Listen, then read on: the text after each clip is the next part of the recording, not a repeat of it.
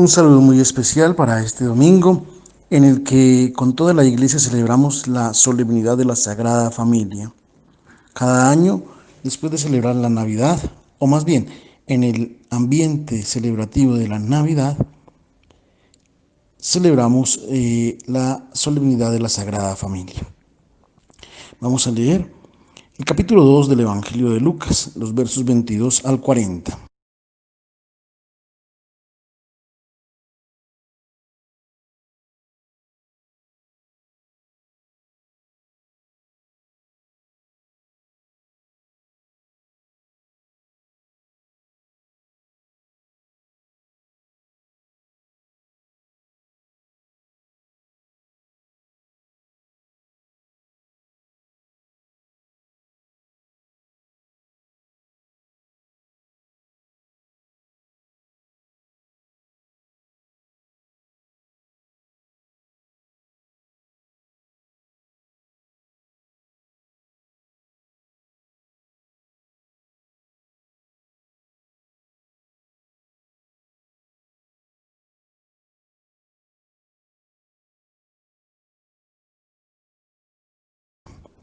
Iniciamos leyendo la presentación, la primera parte, 22 al 24.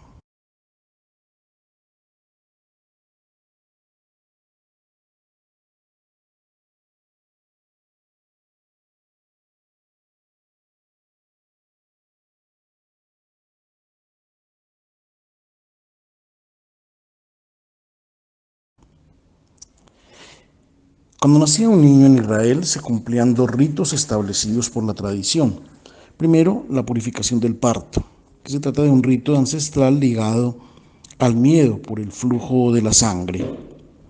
A este respecto, todos los pueblos del antiguo Medio Oriente pensaban que el flujo de la sangre estaba unido a la negatividad, de la cual era necesario inmunizarse, cumpliendo los ritos. Nos sorprende que también en Israel fueran previstas todas estas disposiciones. El segundo rito tiene que ver con el rescate del hijo primogénito. Había una disposición en la ley que decía que todos los primogénitos de los animales debían ser ofrecidos al Señor, como signo de que eran un don suyo. Naturalmente no podían ser inmolados los hijos de las personas, los seres humanos, y entonces venían rescatados, y esto de dos maneras.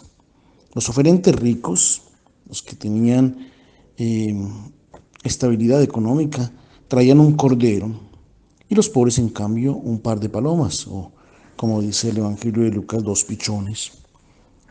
Estos eran dos ritos a los que hace referencia el evangelista Lucas. A nosotros nos interesa el mensaje que el autor sagrado nos quiere entregar.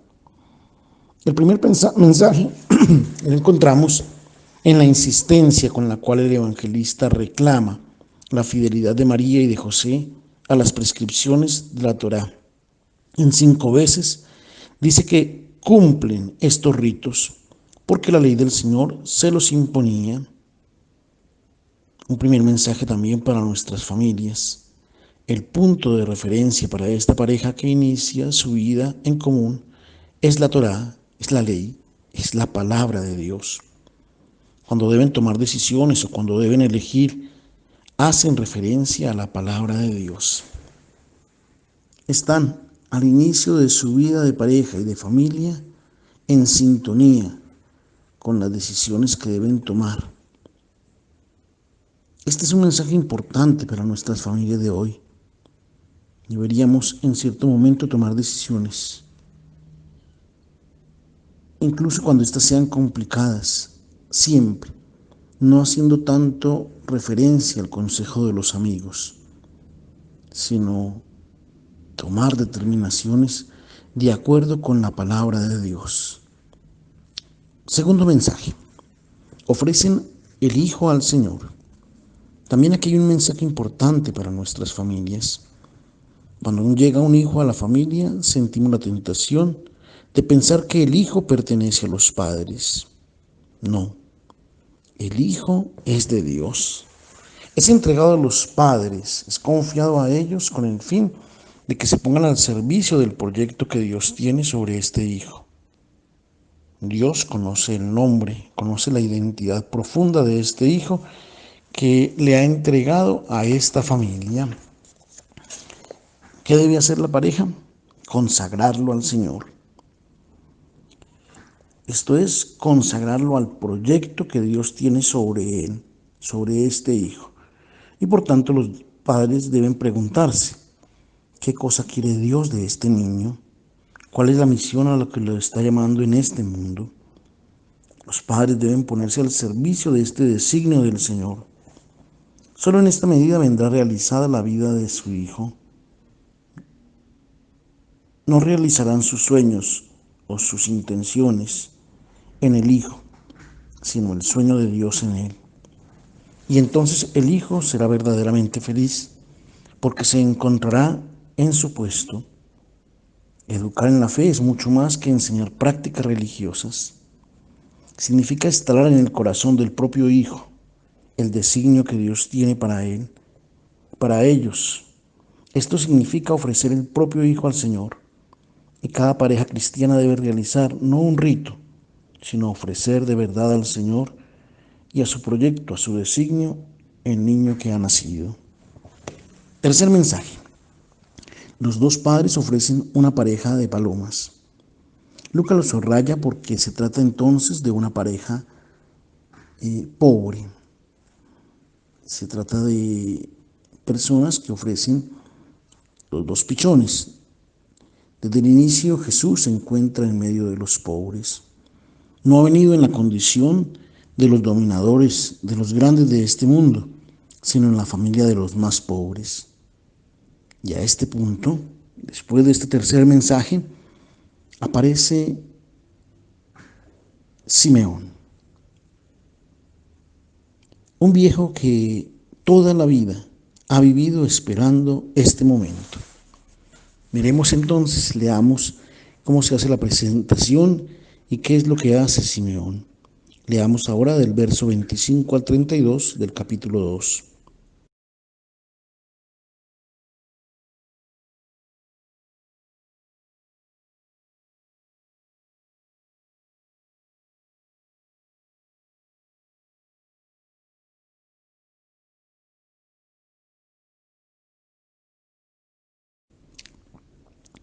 El rito que José y María estaban por cumplir es bruscamente interrumpido por la aparición de dos personajes, sobre los cuales Lucas quiere llamar nuestra atención.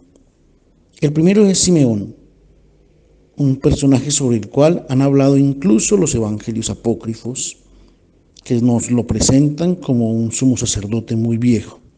112 años tenía, según el protoevangelio de Santiago. No. Simeón no estaba ligado a los ritos del templo y a los sacrificios. No, no era un sacerdote. Él era un profeta. Su vejez indica la larga espera de Israel de la realización de las promesas que Dios había hecho a su pueblo. Cuando José y María llegan al templo, este estaba saturado de peregrinos. Había muchísimas personas, sacerdotes, levitas, fariseos, hombres, unos y otros, cantidad de personas. Y cuando llega el Mesías tan esperado, solo dos personas están en grado de reconocerlo. Solo Simeón y Ana reconocen en aquel niño al Mesías de Dios. Diríamos que es un poco lo que nos sucede también hoy. El Mesías de Dios hoy baja continuamente al mundo con su palabra, con su evangelio. ¿Y cuántos están en grado de reconocer en esta palabra el mensaje del cielo? El Mesías de Dios que viene para salvar nuestra vida, para sacar nuestra vida de una condición de pecado, de no realización de lo humano, e introducirnos en la vida auténtica, en la vida de la libertad. ¿Cómo han hecho ellos dos para reconocer al Mesías? Y solo ellos lo han reconocido. Hay varias características en estos dos personajes que les han permitido ver aquello que los otros no han visto. características para poder ver al Mesías. Vamos entonces a mirarlas. Primero en Simeón. Primera característica, es un hombre justo y piadoso. Dos adjetivos que significan que es un hombre sincero, leal, un hombre de corazón puro. Para reconocer al Mesías de Dios es necesario ser personas que lleguen a ver lo que los otros no son capaces de ver. Y para tener esta mirada es necesario tener un corazón puro. Lo dirá después Jesús en sus bienaventuranzas. Bienaventurados los limpios de corazón, porque ellos verán a Dios. Si no tenemos la pureza de corazón, no lograremos acoger en la palabra del Evangelio que hoy escuchamos el reclamo de Dios. Si seguimos apegados a los ídolos, si vamos a la iglesia e incluso rezamos mucho, pero la mente, el corazón está en otra dirección, no reconoceremos en esta palabra que baja a nosotros el reclamo del cielo. Y después, es piadoso, labes en griego, que significa uno que está atento a no andar fuera del camino, a permanecer en la presencia del Señor, uno que teme separarse de Dios. Justo y piadoso, primera característica. Segunda característica, era uno que esperaba la consolación de Israel, uno que sabe esperar, que continúa creyendo, incluso en los momentos difíciles. Mientras muchos se han alejado del Señor, Él continúa creyendo en la palabra de Dios. Un hombre de esperanza, que sabe esperar, de paciencia. Un hombre que ha puesto su confianza en el Señor y que a pesar de la adversidad no se deja abatir por la situación. Un hombre que no pierde la fe, que no deja de confiar. Tercera característica, es una persona que tiene como consejero el Espíritu del Señor. El Espíritu habla en nuestro corazón cuando somos puros de corazón. Por 3 veces en este pasaje viene manifestado que Simeón está siempre atento a aquello que le sugiere el Espíritu. Es el Espíritu quien le aconseja. Y estas mociones del Espíritu Santo, que quiere decir diferente a los razonamientos de los criterios de este mundo.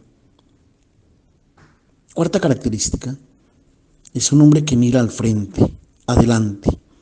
El Espíritu lo hace mirar hacia el futuro, hacia la esperanza. El pasado se mira, pero no para detenerse en él. El pasado se debe mirar solo para perdonar, para sanar las heridas. Simeón es iluminado y conducido por el Espíritu. Nos enseña, podríamos decir, a envejecer. Este personaje no quiere volver a ser joven. Él ha llevado a plenitud su vida, ha cumplido, no grita por el mal que ve a su alrededor. Sabe que el hombre es así. Sabe que alguno es más sensible a Dios y otros menos sensible a la voz del Señor. No insulta, no se lamenta, no culpa al mundo de su vejez, no culpa a ninguno de sus achaques. Él es feliz porque ha dado sentido a su vida y su vida ha tenido un sentido porque se ha dejado guiar de las sugerencias del Espíritu. Quinta característica, Simeón es uno que acoge el futuro, acoge a Jesús entre los brazos, y para comprender este gesto de Simeón debemos tener presente que él representa al pueblo de Israel, que es fiel a la palabra de Dios, a las promesas, que cree en la fidelidad del Señor, que cree en la palabra dada. Es como toda la historia de este pueblo que ha sido una espera de la realización de las promesas. Es un gesto muy significativo. Acoge el futuro en sus brazos. En el pueblo de Israel ha habido quienes no han acogido en sus brazos esta novedad, han continuado con sus propias tradiciones y con sus propias convicciones. Simeón no, él ha acogido el futuro. Este es el mensaje importante para nosotros, hoy sumergidos en tantas tradiciones religiosas que si bien han tenido su significado, y lo sabemos, la Iglesia ha entrado desde hace tiempo en una cierta relatividad y hasta hace poco se ha valorado y se ha entendido la necesidad de la palabra de Dios.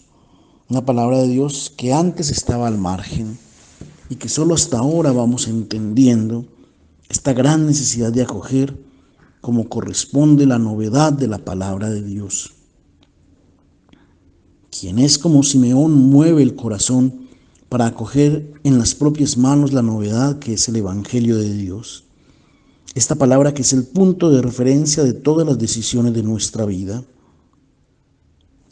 Después de esto entonces viene el cántico de Simeón. Canta, bendice a Dios que le ha dado sentido a toda su existencia. Ahora suelta a tu siervo, oh Señor, según tu palabra, y déjalo ir hacia la paz. Bendice a Dios que le ha dado un sentido a su vida. Es el canto que recitamos y que cantamos en la conclusión de cada jornada. Deja que tu siervo vaya en paz. El texto original dice, suéltalo. No tiene miedo de la muerte, porque es la muerte al fin de cuentas quien da sentido a nuestra vida. La muerte es una manera de soltarnos de las ataduras de esta condición que está hecha de tantos límites, de tantas fragilidades. Este Simeón, que ha visto de verdad, en plenitud y guiado por el Espíritu al Señor. Y ahora le dice, aquí he concluido mi vida, soy feliz, me siento pleno con mi existencia, no me detengas, ahora suéltame para que yo pueda andar hacia la paz. Y dice, tu siervo. Hemos dicho que el término siervo en la Biblia es un título honorífico, no es peyorativo, todo lo contrario, es tal vez el más grande título honorífico que podamos tener respecto de nuestra misión en referencia a Dios. Indica a aquel que ha puesto toda su propia existencia al servicio del designio que Dios tenía sobre su vida. Concluye diciendo, ahora mis ojos pueden cerrarse porque han visto tu salvación. Es como Moisés que en el monte Nebo ha visto el futuro de su pueblo. Ahora puedo cerrar los ojos en paz. Podríamos decir que estos viejos nos enseñan a vivir. Los padres de Jesús se sobrecogen por la sorpresa de este anuncio de salvación universal que viene dado por Simeón y que se aplica a Jesús. Es aquí donde Simeón dirige a María, a la madre, la misteriosa profecía de la espada. Leamos entonces los versos 33 al 35 de este capítulo 2 del Evangelio de Lucas.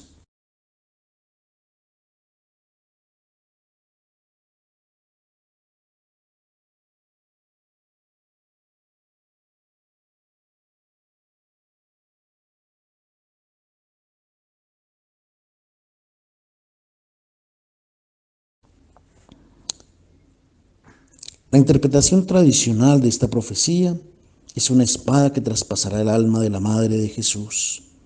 Una interpretación cargada de sufrimiento, de desolación, de tristeza. Inclusive se convierten en 7 espadas que traspasan el corazón. Es una interpretación que es necesario ponerla en tela de juicio. La espada, tanto en el Antiguo Testamento como en el Nuevo Testamento, es una imagen simbólica de la eficacia de la palabra de Dios cuando penetra el corazón del hombre, que ya nunca más lo deja tranquilo. Es como una espada de doble filo, dice la carta a los Hebreos. También aquí esta palabra es Jesús mismo, que ha bajado al mundo, y es una palabra que penetra en el corazón de los hombres. También Jesús lo dirá, no he venido a traer paz, mi palabra es una espada que divide, provoca decisiones y elecciones diferentes, y a veces radicales, dramáticas, podríamos decir que hay dos interpretaciones de esta espada. Primera, la imagen simbólica de la madre del Mesías es Israel. Y podemos ver que cuando ha descendido la espada de esta palabra que es el Evangelio en Israel, se ha creado una división. Algunos han acogido esta palabra y otros la han rechazado. Aquí está la división, una división muy dolorosa. Recordemos, por ejemplo, a Pablo, cuánto ha sufrido a causa de que el pueblo no ha querido acoger la palabra de Dios, que no ha querido acoger al Mesías. Han querido continuar ligados a su condición, a sus propias esperas, a sus propios pensamientos, y no han sabido reconocer al Mesías de Dios. Querían era a su Mesías, y esta es la división de este pueblo. Y por tanto esta palabra que ha descendido del mundo, que ha descendido en el mundo, ha sido como una espada que ha dividido a este pueblo. Una segunda interpretación tiene que ver más con un carácter individual y personal. Esta interpretación cada vez más va teniendo una acogida y un valor por parte de los biblistas inclusive. Es respecto de María. María ha experimentado en sí misma, en su propia alma, una división en su camino de fe. María ha crecido como todas las personas propias de su pueblo, según sus tradiciones, según la catequesis que le habían sido enseñada en las sinagogas. Y cuando ha llegado esta palabra del cielo, ha sido inclusive para ella una provocación. Sabemos que incluso María ha tenido momentos en los que no ha comprendido la elección hecha por Jesús. Desde el inicio Lucas así nos lo ha presentado. Incluso en este mismo texto, María y José no comprendieron aquello que Simeón estaba diciendo. Y después en el templo, cuando Jesús tenga 12 años, sus padres no comprendían lo que su hijo estaba decidiendo. Y en María se produce esta división entre lo que eran las concepciones del pasado y la novedad de esta palabra. Marcos, por ejemplo, el Evangelio de Marcos, en el capítulo 3, nos recuerda que María con sus familiares fueron a llevarse a Jesús porque consideraban que estaba fuera de sí. Esto sucedió en Cafarnaúm. Esta división que se ha dado en María es exactamente la división que también nosotros experimentamos. Cuando llega la palabra de Dios, a nosotros hay una provocación, una herida profunda, porque nosotros estamos atados a nuestras propias convicciones, a nuestros sueños, a nuestro deseo de manipular a Dios a nuestra manera, según nuestra forma de ver. Y esta palabra muchas veces nos invita a tomar decisiones contrarias, valientes, dramáticas. En este punto Simeón sale de escena y aparece Ana, la profetisa. Leamos entonces los versos 36 al 38 del capítulo 2.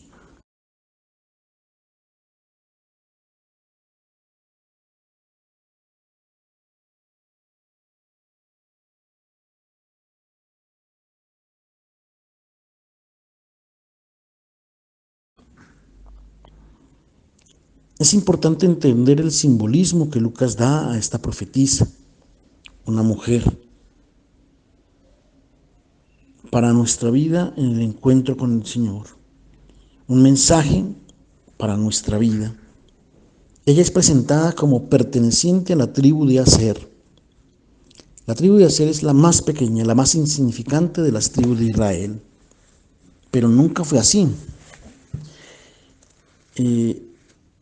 Se había establecido en la parte norte de la Tierra Santa, junto al mar Mediterráneo, y era una tierra fértil que se había convertido en portentosa, con innumerables bendiciones materiales, y con ellas también habían llegado las tentaciones. Esta tribu de Aser se había abandonado a aquellos que eran tradiciones y comportamientos de pueblos vecinos, de pueblos paganos. Era la tribu de Aser, rica materialmente, pero pobre espiritualmente. Había salido ya de escena porque se había mezclado con los paganos. Cuando llegaron los asirios, la habían desolado y había terminado para siempre esta tribu de Aser. Aquí es presentada Ana como perteneciente a la tribu, un resto fiel de esta tribu infiel. Un primer mensaje para nuestra vida.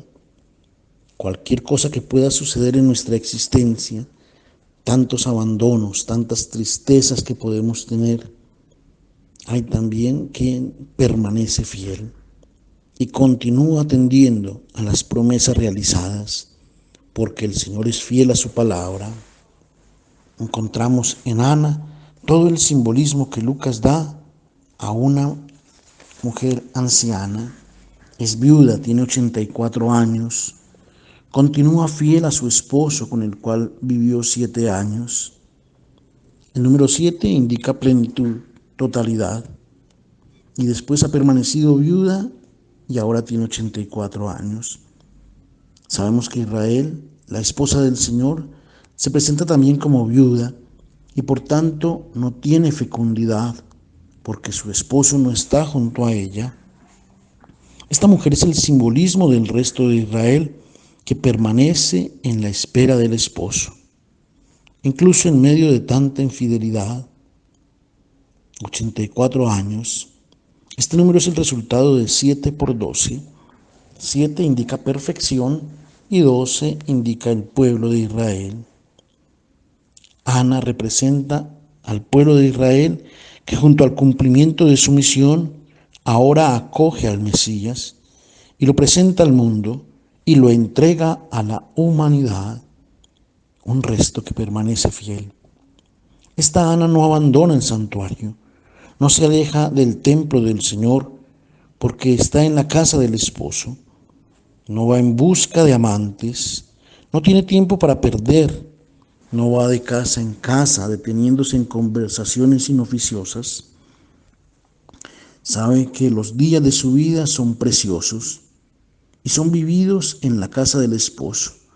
Deben transcurrir en la intimidad con él y el servicio a la comunidad. Quien está enamorado de Cristo es como la esposa por el esposo, que vive en sintonía con él, en el templo, y cumple una misión muy importante, aquella de hablar de él, porque quien está enamorado no puede tener para sí este gozo.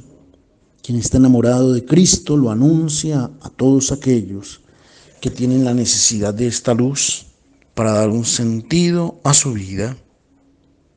Aquí hay un mensaje muy importante por parte de esta mujer sobre la manera de envejecer. Las personas ancianas, incluso si se llaman cristianas, a veces se sienten inútiles, pero en cambio cuando han acogido el gozo de estar con el Señor y han acogido la luz para sus vidas que viene del Evangelio, entonces no pierden nunca el tiempo. Los últimos años de su vida son repletos de sentido porque tienen todavía una misión por desarrollar, un servicio humilde pero precioso, valioso, maravilloso, para llegar a los hermanos, sobre todo como esta profetisa anciana, tienen la tarea de hablar de Jesús a todos aquellos que están en la búsqueda de un sentido y de una perspectiva gloriosa para la propia vida.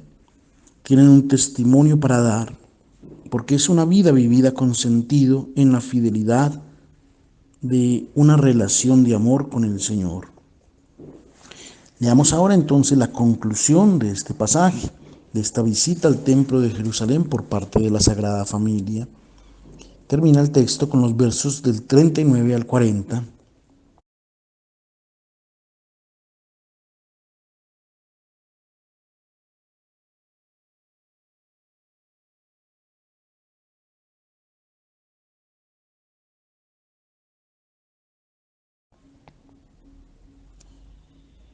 Concluye el texto con el retorno de esta familia a Nazaret. Y hay una anotación respecto al crecimiento del niño Jesús. Jesús no se diferencia en nada de los otros niños. Crece en su aldea, crece con ellos, aprende con ellos, juega con ellos. Solo hay una anotación que lo diferencia de todos. Es que está lleno de sabiduría y de la gracia del Señor. La sabiduría no es la erudición o saber muchas cosas.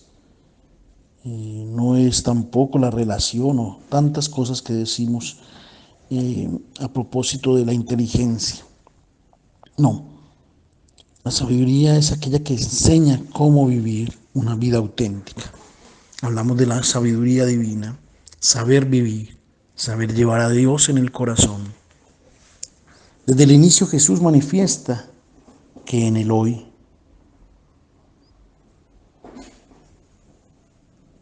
en el momento presente, hay una fuerza en Él que lo lleva a realizar una vida que es la perfección del ser humano.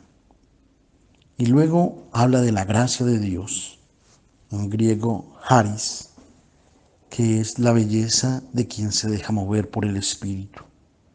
Espíritu que Jesús tenía en plenitud. Esta filiación divina, este ser hijo de Dios, que lo convierte en una persona espléndida, una persona maravillosa de frente a los hombres, porque es la realización del hombre auténtico. Es decir, siendo Dios, el Hijo de María ha aceptado en todo la condición humana, ha compartido desde la infancia todas las experiencias de nuestra vida y nos enseña entonces a ser obedientes, a entender la voluntad de Dios en nuestro corazón y a saberla seguir.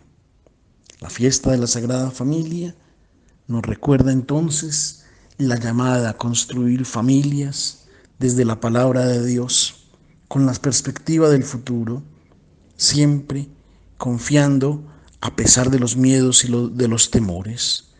En momentos difíciles como los que vivimos, llamados una vez más a poner en Dios nuestra confianza, a construir nuestras familias desde la palabra de Dios, desde la moción del Espíritu Santo en nuestros corazones. Un feliz domingo para todos.